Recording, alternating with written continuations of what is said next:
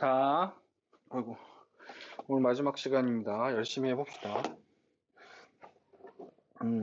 제가 패드도 바꾼 기념으로 커도 좋긴 한데 아이패드를 샀어야 하는 작은 생각이. 자, 여기 봐봐요. 해봅시다. 이번 단어는 사회 불평등입니다. 잘 제목을 보세요. 그러니까 불평등이라는 말을 조금만 생각을 해보면 이런 거죠. 자, 여기 보세요. 불평등에 대해서 토킹 어바웃을 하려면 일단 뭐 얘기부터 해야 되냐면 평등하다라는 개념부터 알아야 돼요. 그러니까 여러분이 이게 지금 뭔가 잘못됐어, 고쳐야 돼 라고 지금 사회 문화에서 이야기하는 거죠. 그러니까 사회 문화에서 이 부분은 우리가 보통 뭐라고 생각하는 사회 문제라고 하는 부분들인 거예요. 그러니까 사회학에서 어떤 사회 문제를 어떻게 바라볼 거냐 하는 거는 사회 문화의 굉장히 중요한 테마 중에 하나거든요. 그래서 이 사회 문제들을 어떻게 바라볼 것이냐에 대한 첫 번째 단원으로, 그러니까 지난 시간까지, 그러니까 첫 번째 시간에 1단원에는 사회 현상을 연구하는 방법에 대해서 얘기한 거고, 두 번째는 개인에서 출발해서 조직까지 가면서, 그러니까 개인이 태어나서 지위를 갖고 역할을 갖고 집단을 만들고 조직을 만드는데 그 조직 중에서 현대사회에 가장 최적화된 조직인 관료제와 탈관료제 얘기까지 해서 이렇게 한 챕터를 마무리한 거지. 그리고 이제 지난주에 문화 파트를 얘기하면서 인간이 갖는 문화의 정의, 문화의 구성 요소, 뭐 문화란 뭐고, 뭐 문화 변동을 어쩌고저쩌고 이렇게까지 쫙 얘기를 한 거예요. 오늘부터는 무슨 얘기를 할 거냐면 오늘 이 단어는 사회 문제 단원이에요. 뭐라고? 사회 문제. 사회에서 이런저런 문제가 일어나요. 그럼 잘 생각해봐. 잘 생각해봐. 지금 우리가 요거 하는 단원의 컨셉이 뭐라고? 단원의 컨셉이 사회 문제라 그랬지. 그지? 그러면 아주 간단하게 생각해봐. 사회 문제가 생기는데 뭐가 있을까? 갑자기 너네들한테 사회 문제를 주고 너네들한테 해결해. 이건 말이 안 되는 거야. 그렇잖아요. 어떻게 해결해? 우리가 뭐 정책가도 아닌데. 그러면 여러분한테 요구하는 건 뭘까요? 이 사회 문제에 뭐를 따져봐라. 한번 너네는. 그렇죠. 이 사회 문제의 원인이요. 이 사회 문제가 뭐냐? 원인을 따져보시죠. 요 얘기. 그리고 우리 이제 학자들이 어느 정도 가이드라인은 잡아놓은 거지만 너네들도 한번 찾아보세요 하는 해결 방안 이야기도 토킹 어바웃을 해야 되는 거죠. 그러니까 사실 이 지금 4단원에서 제일 중요한 건 시험에 수능에 항상 나오는 건 얘하고 얘 이야기가 수능에 나올 수밖에 없는 거예요. 오케이? 오케이? 그리고 여러분들이 사회문화를 공부하시다 보면은 나중에 느끼실 텐데 여러분들이 제일 힘들어하고 짜증나고 싫어하고 힘들어하는 파트가 도표죠. 이 도표 파트는 다 여기서 나옵니다. 왜? 왜? 도표를 만들기가 제일 좋아요. 왜? 현실의 문제를 갖고 하니까 현실에 실제 만들어지는 통계를 갖다 놓기 제일 좋거든요. 그래서 잘 보시면 되겠습니다. 그러니까 다시 첫 번째 사회 불평등을 이야기해야 돼요. 사회 불평등을 이야기해야 돼요. 그러니까 사회 불평등을 이야기해야 됩니다. 그러니까 첫 번째로 사회 불평등을 정확하게 언급하기 위해서는 뭐부터? 무엇이 평등인가부터 알아야죠. 다시 말씀드리지만 뭐요? 평등이요. 자, 여기 보세요.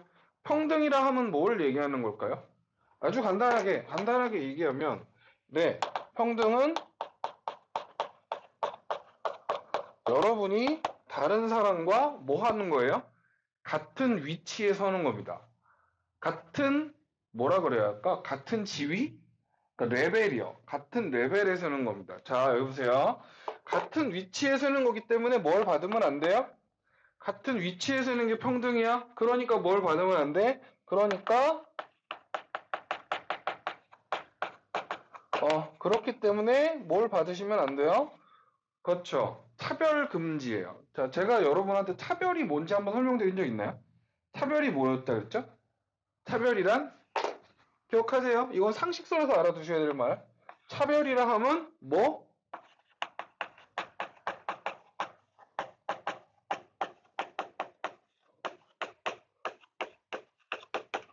정당하지 않은 기준으로 뭐 해버린 거예요?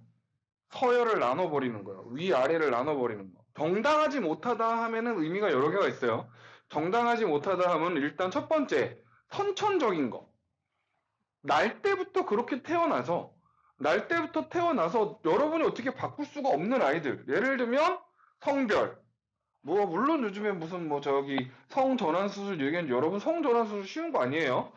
목숨 걸어야 되는 수술입니다. 돈도 많이 들고요. 그러니까 일단 첫 번째 그런 거 성별. 예를 들면은 어떤 거 피부색. 여러분이 바꾸려고 바꿔지는 게 아닌지. 예를 들면은 우리나라 사람 중에도 피부가 하얀 사람 있잖아요. 우리나라 사람 중에 하얀 거지 진짜 그 허연 애들 앞에 갖다 놓으면 우린 누리끼리 한 거죠.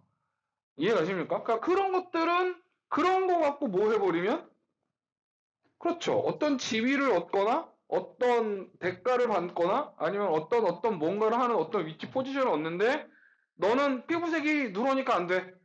이게 차별이죠.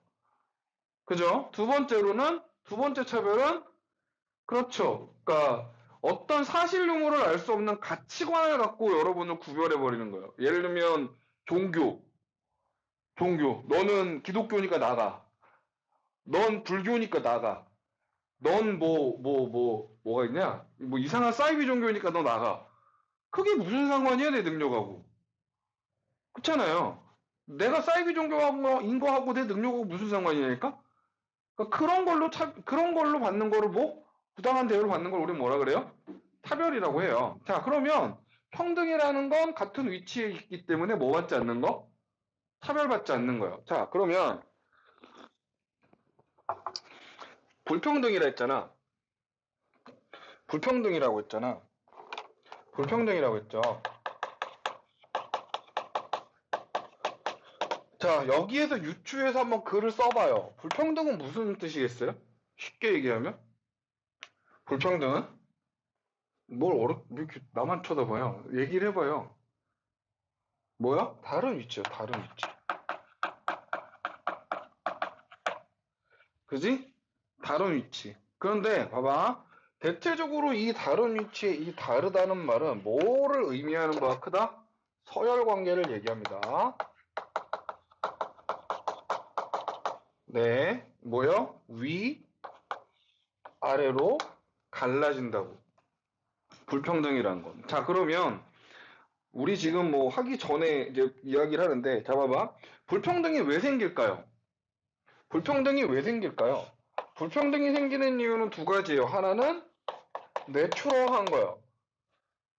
자연스러운 거예요. 자연스러운 거. 그러니까 예를 들면 그렇게 태어난 거예요. 아니 뭐 나도 엄청 잘생긴 장동건 씨나 원빈 아저씨처럼 태어나고 싶어요. 저도 이동욱 씨처럼 태어나고 싶습니다. 엄청 잘생기고 그윽한 눈으로 내가 한 번만 쓱 한 번 시선만 보면 여자들이 막 꺄 하고 다 기절하고 막 이렇게 태어나고 싶어요. 키도 크고 저 70인데 가끔 안타까울 때 되게 많아요. 누가 나 다리만 8cm 잘라줬으면 좋겠어요. 이해가요? 그러니까 예를 들면 우리는 그걸 알고 있죠. 잘생기고 이쁜 사람은 분명하게 뭐 한다는 거? 대우를 받고 있다는 걸 우리는 알고 있잖아요. 그러니까 그런 거가 뭐 한 거예요? 불평등한 겁니다. 이해가세요? 아니면은 뭐 이런 거죠. 능력의 차이. 그러니까 예를 들면 여러분은 운이 좋아서 예를 들면 부모님을 참 잘 만나서 똑똑하게 태어났을 수도 있는 거예요. 그렇지 않나요? 태어날 때 부모님이 딱히 똑똑하지가 않으셔서 머리가 나쁘게 태어난 사람? 그럴 수 있죠. 그럴 수 있죠. 굉장히 불평등하죠. 아니 유전자가 이쁘고 잘생긴 유전자만 유전자입니까? 머리 좋은 유전자도 되게 중요한 유전자잖아요. 그죠? 미치겠지. 뭐야? 그런 걸 우린 뭐라고 얘기해요? 자연적 불평등 이렇게 얘기합니다. 그러니까 얘는 사회문화에서는 따지지 않아요. 왜? 이거 우리가 어떻게 할 수 없는 거잖아요. 이건 자연현상에 가까운 거잖아. 우리는 사회문화니까 우리는 뭘 연구하는 사람들? 사회현상을 얘기하는 사람들이잖아. 그러니까 우리는 무슨 불평등에 대해서 이야기하는 거예요? 사회적인 불평등에 대해서 얘기하는 거예요. 얘는 뭐가 만들어낸 불평등? 그렇죠. 인간이 만들어낸 불평등이에요. 어렵게 생각할 거 없어요. 인간이 만든 불평등이라고 갑자기 인간이 만든 불평등이라면 그냥 인간이 그냥 딱 하고 만든 게 아니라 인간이 만든 뭘 통해서? 제도나 관습이나 가치관이나 이런 걸 통해서 자연스럽게 서열이 나눠지는 겁니다. 이걸 뭐라고 얘기해요? 사회 불평등 이렇게 얘기하는 거예요. 그러면 거기 사회 불평등 현상을 전체적으로 봤을 때 첫 번째로 이야기하는 사회 불평등. 자, 방금 전에 말했죠. 사회 불평등이라 하면 뭘 얘기하는 거고? 다른 지위에 있는 거고 서열 관계에 있는 거라고. 응. 뭐라고? 서열 관계에 있는 거라고. 우리는 이런 사회 불평등, 즉 특히 무슨 현상? 이 서열화되는 현상, 사회 지위가 서열화되는 현상 뭐라고? 다시 나봐봐. 사회 지위가 서열화되는 현상, 이걸 뭐라고 얘기하냐면 사회 계층화 현상 이렇게 얘기하는 거예요. 뭐라고? 사회 계층화. 어렵게 얘기할 필요 없어요. 계층화 현상의 정의는 뭐라고요? 뭐가 당신의 지위. 어이, 우리 전 시간쯤에 몇 주 전에 했죠. 지위가 뭐예요? 지위가 뭐죠? 여러분의 사회적 위치요. 예, 사회적인 위치. 그냥 위치 아니고. 여러분의 사회적인 위치가 뭐다? 지위. 그러니까 사회 계층화 현상은 지위가 어떻게 되는 거예요? 지위가 그렇죠. 지위가 어떤 요인에 의해서 뭐라고?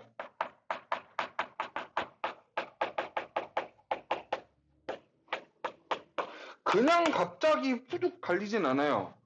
그렇죠. 어떤 원인에 의해서 뭐 되는 현상?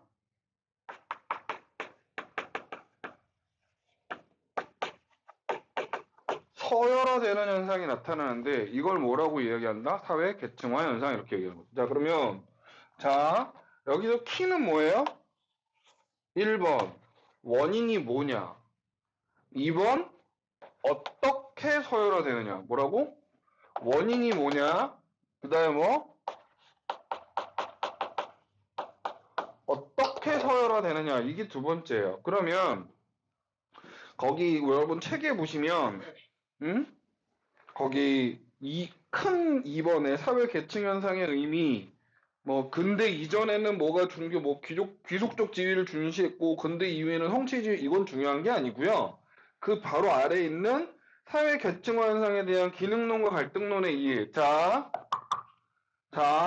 첫 번째로 그래서 언급이 될 건 뭐예요? 계층화 현상, 요 현상을 누구의 시각으로? From 관점의 시각에서 보자고요. 자, 구도도 따봐봐. 사회 계층화 현상이 뭐라고 정의할 수 있어요? 데피니션 할 수 있어요? 그렇죠. 어떤 원인에 의해 지위가 뭐된 현상? 서열화되는 현상. 그러니까 이 정의는 바뀌지 않아요. 어떤 이유 원인에 의해서 지위가 서열화되는 현상. 그러면 여기 봐봐. 당연하겠지만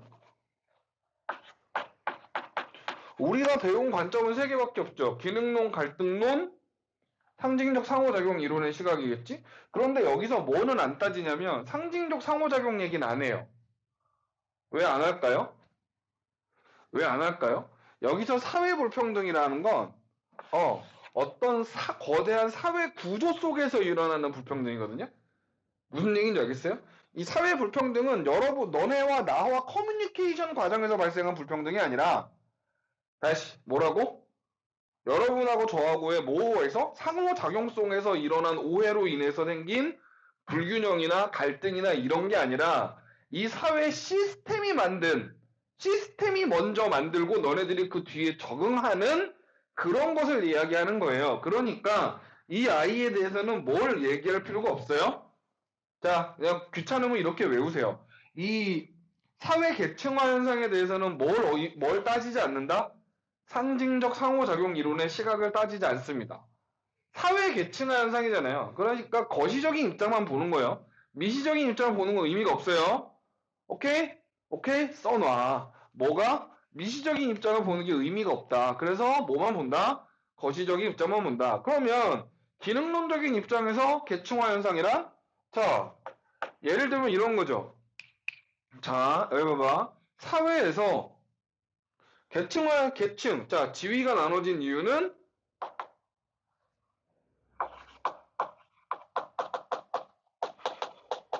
자, 여러분, 이 지위라는 게 나눠진 데에는 이렇게 의미할 수 있습니다. 사회적인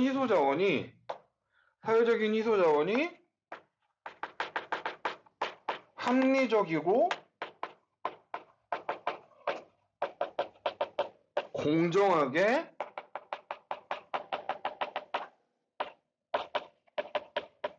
기능론은 기본적으로 이런 시각이에요. 사회적인 희소 자원이 뭐 한다고? 합리적이고 공정하게 분배된 결과다.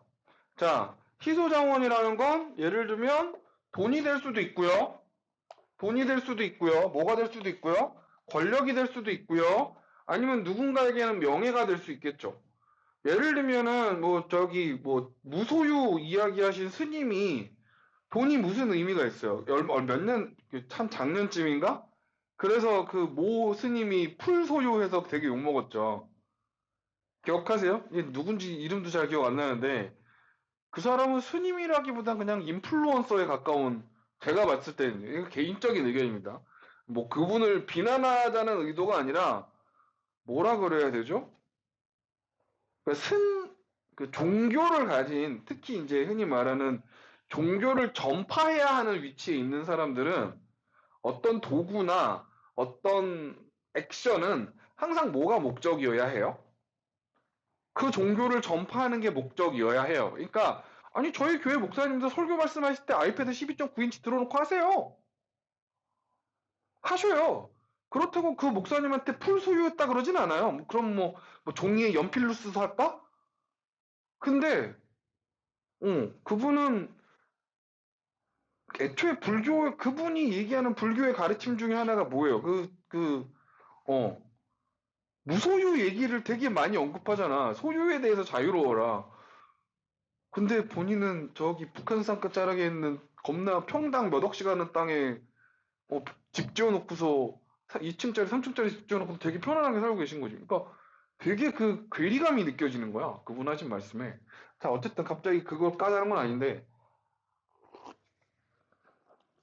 희소자원이라는 건 뭐냐면 자, 여기 봐봐. 자원이라는 건 당신의 욕망을 실현시켜 줄 수 있는 거예요. 뭐라고? 여러분의 욕망을 실현시켜 줄 수 있는 거. 그러니까 지금 여러분의 욕망이 뭐가 있을까요? 뭐 예를 들면 좋은 대학을 가는 거? 아니면 사실 건물주가 돼. 저의 욕망. 아, 제 꿈 중에 하나입니다. 제가 건물을 하나 딱 해서 건물에서 나오는 월세로 사는 데는 전혀 무리가 없고 1층에 제가 커피 가게를 하나 여는 거예요. 핸드 드립하는 그러니까 흔히 말해 잘 팔리는 커피 뭐 에스프레소 이런 거 파는 게 아니라 그냥 그 예술하는 사람들이 와서 이렇게 사랑방처럼 검은 나도 거기 구석에서 커피 하나 내리면서 조용히 구석에서 책 읽고 막 이런 거 꿈입니다. 가능할까요? 거의 불가능한 것 같은데. 자, 봐봐. 희소한 자원이 뭐 합리적으로 공정하게 분배돼서 시위가 나눠지는 거라고 생각을 해요. 기본 베이스 전제. 그러니까 봐봐. 여러분이 내가 어떤 이유에서건 높은 지위를 갖던 아니면 내가 미안해요. 글씨가 좀 어떤 그 사회 구성원들은 자기가 본인이 뭘 갖던 높은 지위를 갖던 낮은 지위를 갖든 뭐 할 수밖에 없어요. 네.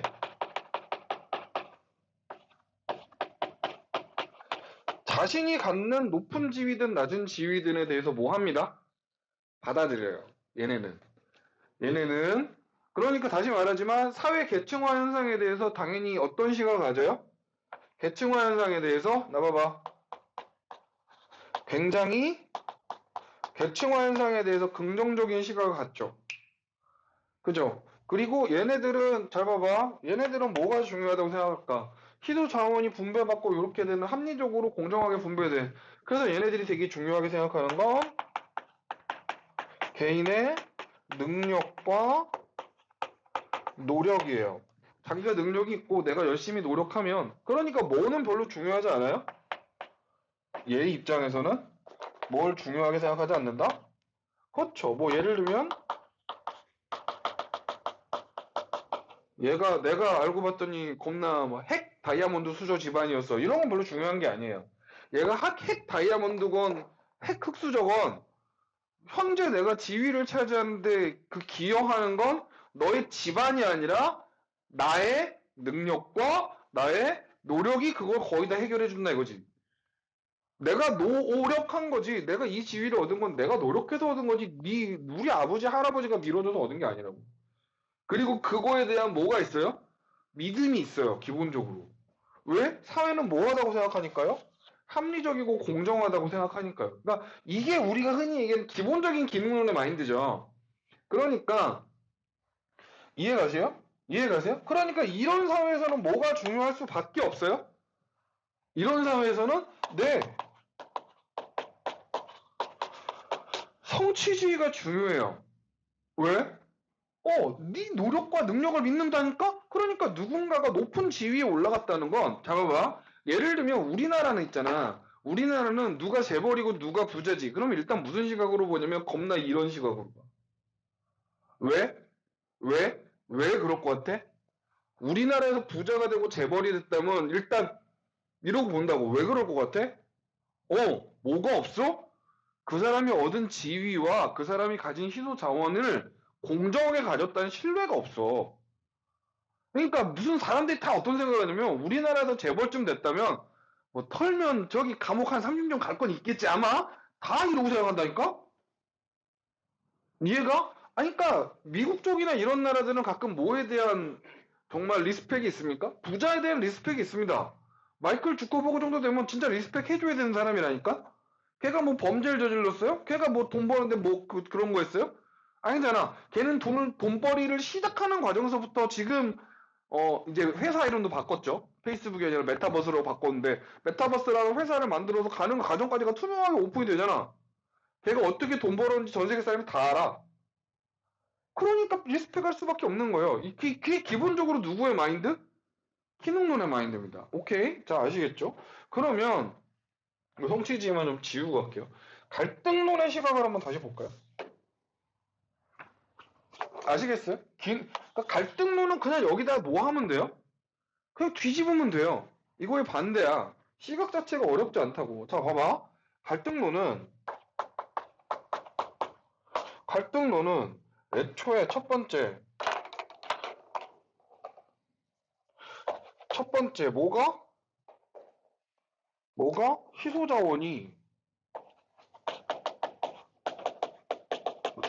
희소자원이 합리적, 공정? 웃기고 자빠졌네. 뭐 한다고? 어,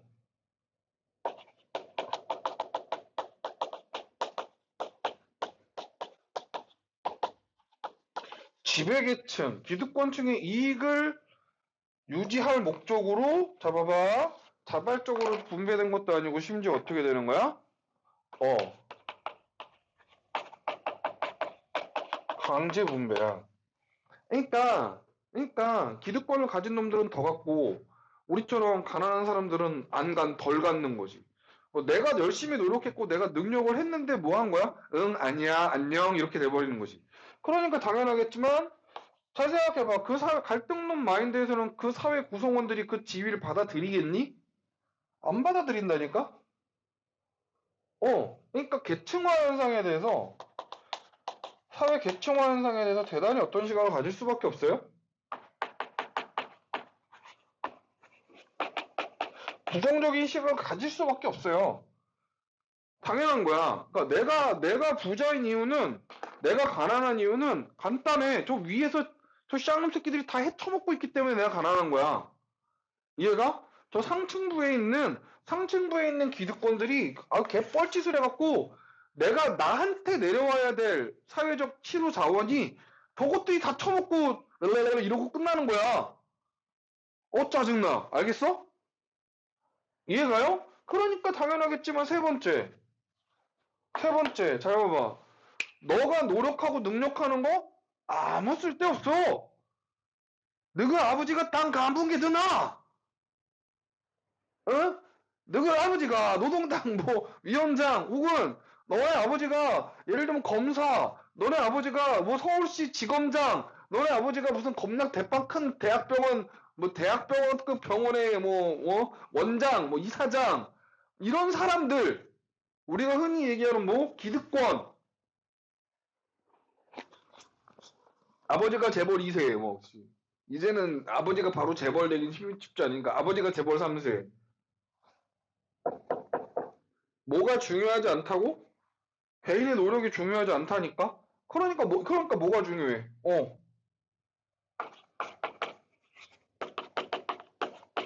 가정 배경 이딴 거 중요하지. 이해가? 똑같은 거야. 능력 중요하지 않아. 그러니까 그러니까 사회 계층화 현상에서 기능적인 관점은 사회 계층화를 나름 어떻게 바라봅니다. 긍정적으로 바라봐요. 기능론적 마인드는 그래 뭐 예를 들면 이런 거지. 봐봐. 사회 계층화 현상에서 의사, 뭐 예를 들면은 편의점 알바생 나와봐. 기능론 월드에서 사회 계층화 현상을 이야기하면 예를 들면 치과 의사 아저씨, 예를 들면 편의점 알바 아저씨는 각자의 능력을 쓸 수 있을 만큼 자리에 가서 자기 몫을 받고 일하는 거야. 뭐라고? 각자 자기에게 필요한 자리에 가서 자기 할 일 하는 거라고. 다시 이해 가시죠? 기능론 마인드에서 사회 계층화 현상은 이렇게 뭐 자기 능력과 자기한테 알맞은 자리로 가서 각자 사회에 필요한 일을 하는 거예요. 뭘 위해서? 이 사회를 유지하고 운영하기 위해서. 그러니까 넌 누군가가 의사가 되고 누군가가 청소부가 되는 것 자체를 뭐하게 여기지 않아요? 뭐하지 않아요? 불평등한 거 아니에요. 불평등한 거 아니에요. 지극히 평등한 거예요. 아시겠죠? 아시겠죠? 중요합니다. 자, 그래서 그 밑에를 보시면 왼쪽은 기능론이고 오른쪽은 갈등론인데 기능론은 주로 능력과 자질로 나누고 그 표 아래 있는 거 보세요. 표 아래 또 나누는 거. 갈등론은 주로 권력과 배경에 의해서 자, 공통상. 자, 요거 별표. 이 둘의 공통상. 뭐는 존재해? 여기 봐봐. 희소한 자원이 있고요.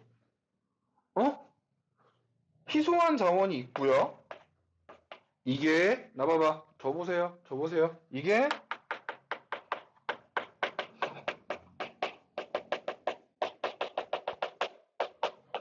이 자원이 희소한 자원이 있고 이게 뭐 하게 된다는 거?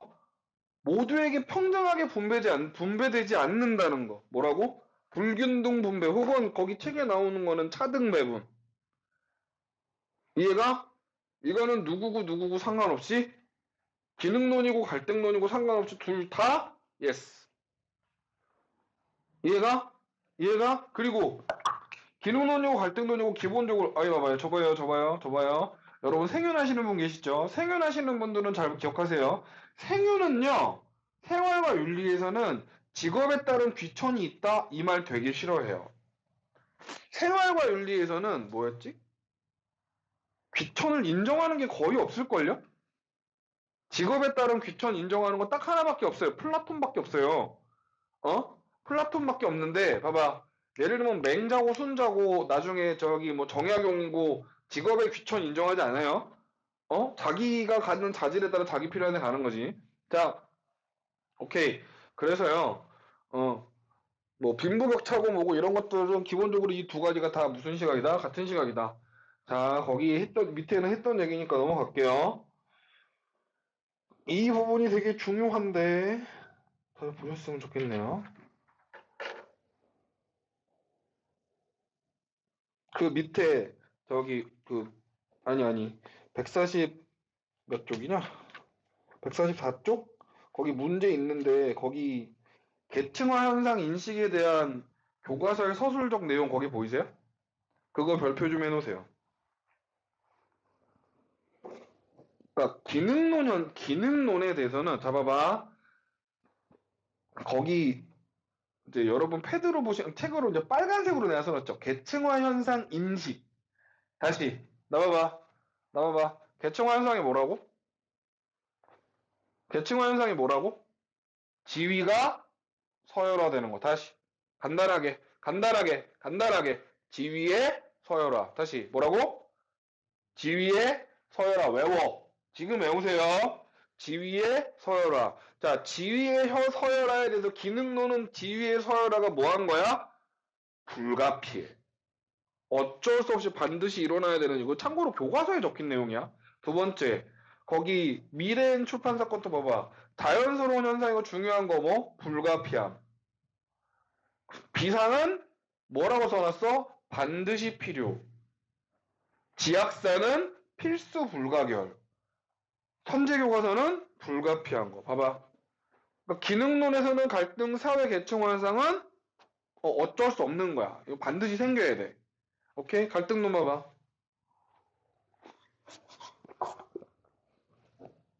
갈등론에서는 사회 계층화 현상이 보편적이다, 당연한 현상이다, 불가피한 현상에 대한 언급이 어디에도 없어요. 그럼 뭐라고 얘기해야 돼? 그러니까 갈등론은 사회 불평등 현상에 대해서 보편적이고 불가피하게 본다. OX. OX. X야. X야. 여기 봐봐. 사회 불평등 현상이 존재한다. OX. 갈등론. O. 그건 O야. 뭐라고? 사회 불평등 현상이 존재한다는 O. O. 사회 불평등 현상은 불가피하게 존재한다. X. 갈등론에서. 이해했어요? 이해했어요? 이거 별거 아닌 것 같은데 내가 늘 얘기하잖아. 너 시험 보는 시간이 언제라고? 마지막 시간 마지막 종제라고. 진짜 정신없다. 넘어갈게요. 거기 뒤에 문제들은 여러분 답지 한번 보시고. 자, 다음 페이지 봐봐요. 사회 계층화 현상을 설명하는 이론. 자, 봐봐. 그래서 세 번째는 봐봐. 이거를 누구의 생각? 학자의 생각으로 정리한 거지. 그러니까 이게 뭐가 되시고 3번이 되시고 이게 뭐가 됨? 이론이 되는데 이 이론이 딱 두 개밖에 없어. 사실은 되게 많아. 계층화 현상을 설명하는 이론 사실 무지하게 많은데 교과서에서 읽는 건 딱 두 개. 간단해. 첫 번째, 나봐봐. 그거 밑에 보시면은 적자 생존 있지. 빈칸 있잖아. 존내 크게. 왜? 적으라고. 여기서 지금 하는 건 적어야 돼. 자, 여기 봐봐. 사회 계층화 현상을 바라보는 이론은 두 가지가 있어. 하나는 누구? 자, 두 명. 하나는 누구? 마르크스. 클래스 theory, 계급 이론. 누구? 칼 마르크스. 그 다음에 계층 이론. 여기서 또 그 양반 나와. 누구? 막스 베버. 뭐라고? 막스 베버가 나온다고. 자, 그러면 이 둘은 달라. 그리고 기억할 거. 칼 마르크스는 뭐한 양반? 공산주의. 마르크스는 공산주의자. 자, 잘 생각해봐. 가자. 뭐?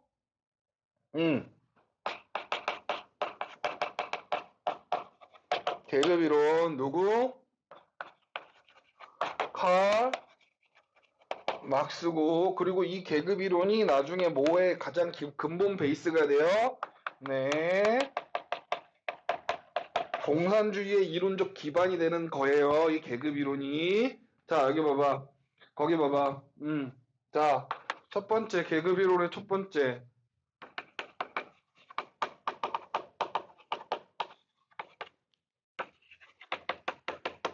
사회 계층화 현상 자체는 사회 계층화 현상 자체는 뭐하심? 이건 필연이야. 어쩔 수 없이 생기는 거야. 반드시 생기는 거야. 여기도 그랬잖아. 희소 자원을 갖고 불공정을 분배하는 건 어쩔 수 없이 어느 사회나 누구나 뭐나 다 일어난다고. 자, 그런데 사회 계층화 현상이 일어나는데 사회 계층화 현상이 발생하는 원인이 재밌다 이거지. 원인이 뭐? 딱 하나야. 뭐라고? 사회 계층화 현상을 일으키는 원인은 딱 하나. 뭐? 경제적인 원인 하나야. 사회 계층화 현상이 일어나는 원인은 뭐 하나? 경제적인 원인 하나. 그게 뭔데? 그게 뭔데? 뭐?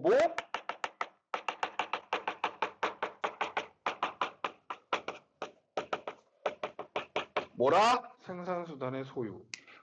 적으세요. 지금 쓰는 건 다 적으셔야 돼요. 생산수단의 소유 여부. 이게 뭘 가른다고?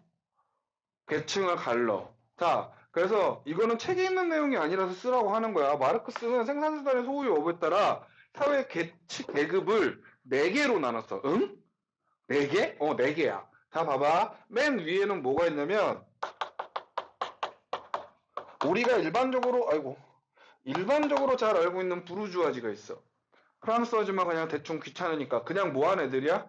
자, 얘네들은 뭘 갖고 있어요? 자본을 갖고 있어요. 자, 여기 퀴즈. 이 생산수단을 다른 말로 캐피탈이라고 합니다. 뭐라고? 자, 캐피탈은 머니가 아닙니다. 캐피탈은 돈이 아니에요. 캐피탈이 머니면 머니하고 캐피탈이 동의어니? 영어 사전을 찾아봐. 절대 그딴 말 안 나와. 그지? 머니하고 캐피탈은 절대 뭐가 아니에요? 동의어가 아니에요. 그러면 캐피탈은 뭐게? 돈이 아니라 봐봐. 건물. 캐피탈 일반적으로 캐피탈 자본이라 하면 뭐? 저거. 캐피탈이라 하면 자본이라 하면 왼쪽 오른쪽 끝에 날개쯤에 적으면 되잖아. 캐피탈 뭐? 일반적으로 건물, 설비. 여기서 설비라는 건 일반적으로 기계 설비를 얘기해. 건물, 설비. 그 다음에 뭐가 있을까? 자본재의 구입. 이런 것들을 뭐라고 얘기한다? 캐피탈 이렇게 얘기해. 자, 건물은 알겠지? 봐봐. 이 학원을 보자. 이 학원에서 수업을 진행하려면 뭐가 있어야 돼? 이 건물.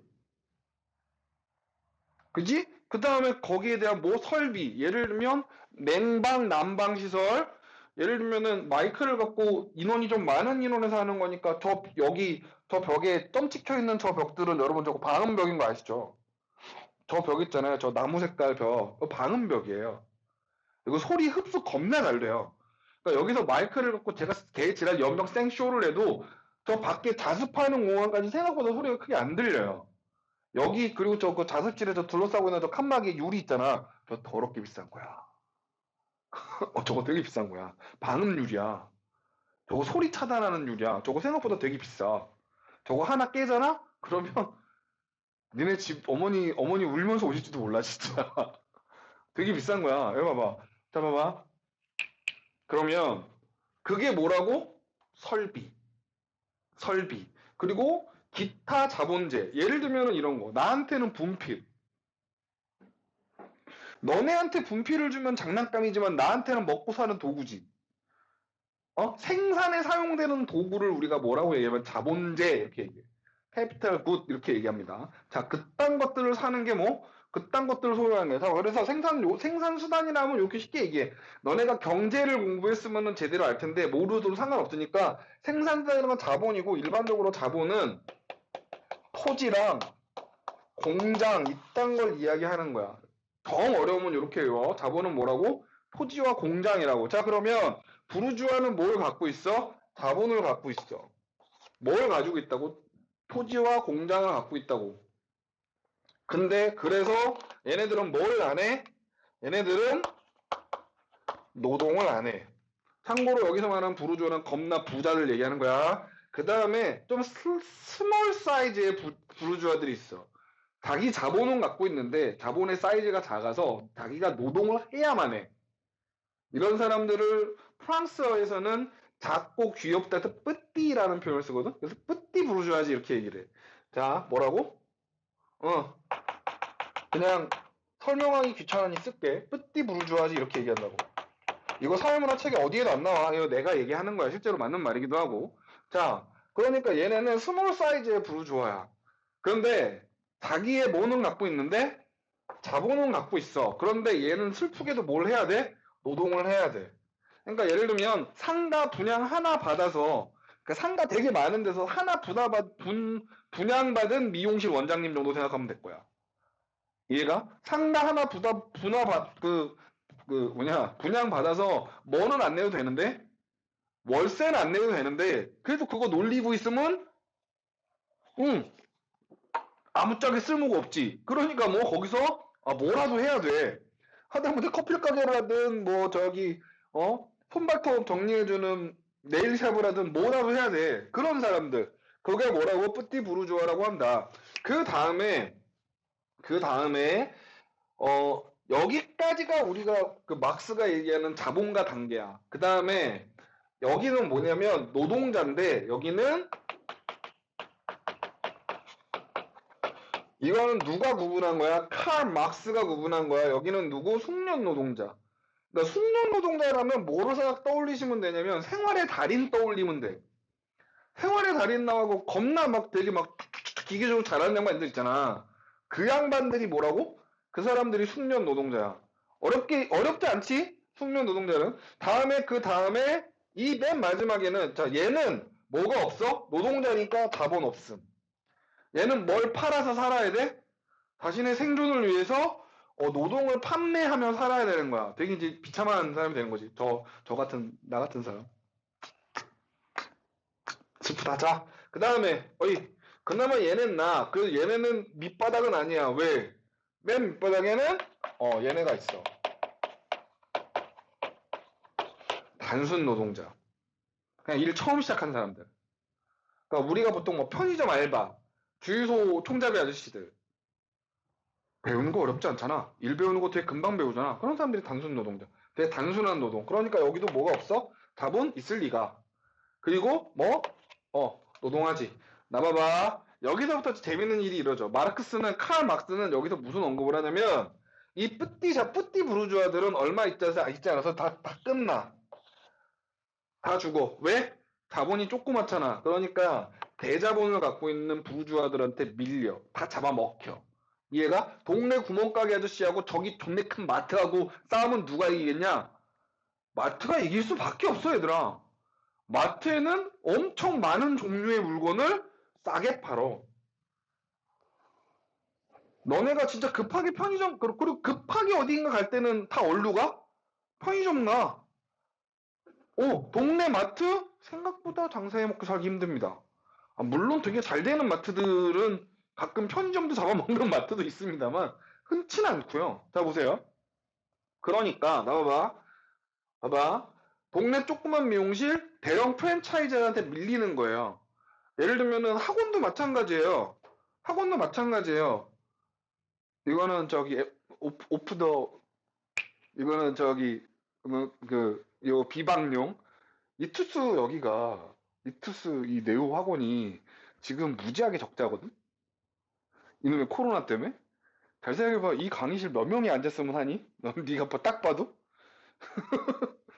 이 강의실 딱 봐도 50명은 앉아 있어야 돼. 그러니까 이 강의실이 제대로 굴러다니는 강의실이라면 최소한 농담 아니라 한 20명 정도는 와서 앉아 있어야 아름답게 돈 버는 강의실이 되는 거야. 근데 지금 여기 우리 4명 앉아 있잖아. 이해가? 정승재 선생님 같은 사람이 와서 수업했어. 작년에도 그렇고 재작년에도 그렇고 처음 열 때도. 그 양반이 여기서 수업을 하면 정말 우리 옆 강의실, 이 강의실 제일 큰 강의실인데 저거 200명 들어가는 강의실이거든? 150명인가 들어가. 되게 꽉 차야 돼. 근데 이놈이 코로나 때문에 정승재 선생님 와서 수업을 했는데 다 안 찼어. 우리 학원 입장에서 미치겠지. 그리고 잘 안 되고 있어. 뒤에 저 자습실에 있는 애들이 다 단과를 들으러 와야 되거든? 자습실만 하고 단과를 안 와. 좋은 독서실 다니고 있는 거지. 응. 괜찮잖아. 여기 독서실만으로 생각해도 여기 나쁘지 않아. 일단 식사가 되게 생각보다 가격이 어떤지 모르겠는데 선생님은 6,000원에 먹는데 너네 얼마에 먹냐? 그래도 그 가격이에요? 그 가격 치고 식사 나쁘지 않습니다. 때때마다 밥 주고 시설 자체는 좋잖아. 자습실 시설도 괜찮은데 일단 조명이 밝아 학원이. 난 그거 너무 좋아. 그런 거지. 아름답지 않니? 그러니까 미치지. 근데 잘 생각해봐. 이게 동네 조그만 학원이었으면 이렇게 마이너스가 나면 못 버텨요. 이게 동네 조그만 학원이었으면 못 버틴다고. 이 이투스잖아. 얘들아, 이투스면 학원계에서는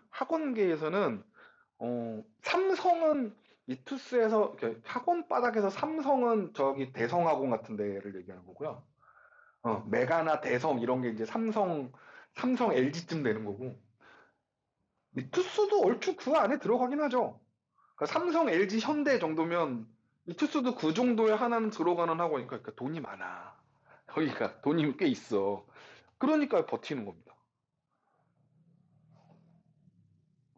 아시겠죠? 갑자기. 자, 그러면 동네 학원들은 이런 자본이 큰 대자본들은 버티지만 조그마한 데는 뭐 한다고? 잡아먹힌다니까? 그러니까 얘는 뭐해? 사라져. 얘는 사라진다고.